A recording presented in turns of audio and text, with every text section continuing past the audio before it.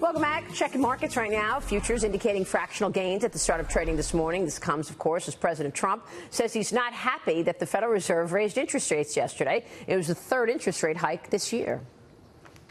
We are doing great as a country. Unfortunately, they just raised interest rates a little bit because we are doing so well. I'm not happy about that. I'm worried about the fact that they seem to like raising interest rates. We can do other things with the money.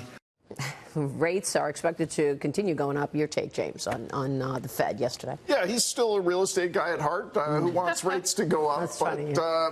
But look, it's a sign of the Fed's confidence in a strong economy and rising expectations. The economists at the Fed still seem to think this is a sugar high, but they think it's going to be higher and longer than they thought previously. And they're still expecting new normal in the future, back to slow growth. I think they're wrong, but they believe the economy is going to grow faster this year than they thought last year. Yeah, we got 2 quarters of 4% plus growth. We've got another GDP revision today.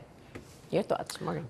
It could not be a stronger economy going into the midterms. I agree with James that I think that the consumer confidence levels are so high. It's hard to see the type of slowdown that they're predicting, over the next 2 years. And I think from a political perspective, it couldn't be a better economy for this president going into the midterms. Yeah, and especially with the backdrop on corporate earnings, Dagan, you and I speak about this all the time. We are ending the third quarter.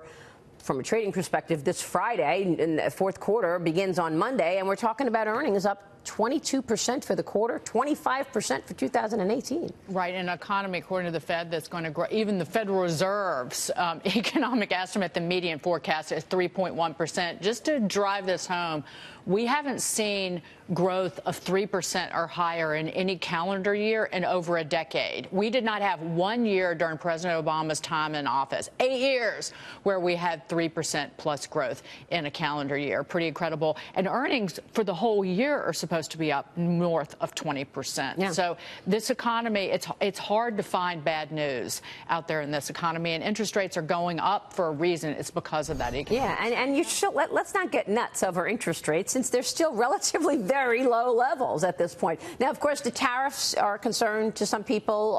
Ford CEO now says that the president's Chinese tariffs will cost the company $1 billion. We are going to go into this period in the next couple of weeks of pre-announcements, and we'll hear from companies as they assess what these tariffs will do for earnings, James. Yeah, it certainly hits particular industries very hard. If you're buying steel and aluminum, not good. If you're buying parts from China, you're paying more, and obviously retaliatory tariffs. I think to this point, a lot of CEOs relieved that the power of the tax cutting and the regulation cutting has been bigger than the downer from trade. So we hope that continues until it gets resolved. But it's a cost of business. But I think that the White House and the administration, they need to be careful about the narrative that they're pushing. The don't worry your pretty little head. This isn't going to hurt industries. It is not going to hurt the economy, in terms of them using tariffs to go after our trading partners. We're watching whether the White House can get together and with a deal with Canada.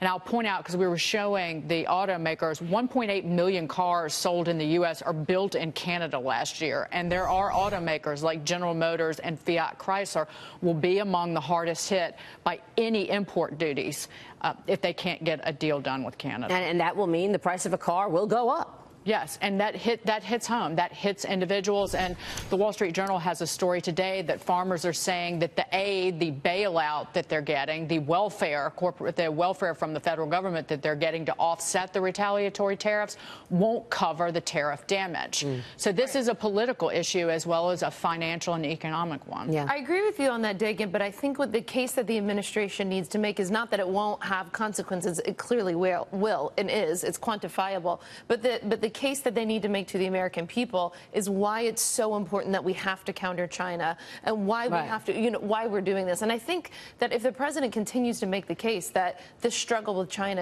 is the challenge of a generation, and that they have gone unchecked for the past 30 years, we all know, stealing the IP, forced trade. But it's as much an economic issue as a national security issue, given what China's doing in the South China Sea. But anybody, any industry, any business owner that's been hit or hurt by these tariffs and and the trade fights that we've gotten into, they know that it's there, because you have to ask the question, well, how is a steel tariff, it's hurting me, how is that fighting China? How is picking a fight with Canada helping me? And they need to better communicate that. But again, this is not going to get better. And I asked Peter Navarro this: when are you going to give me what you need to see in terms of lifting these steel tariffs? That's really the issue, is like, what do you need to get rid of these steel tariffs? Next couple of months are going to be real important, because we will hear the impacts from companies. It's going to start impacting companies. So we'll see the actual bottom line impact on consumers.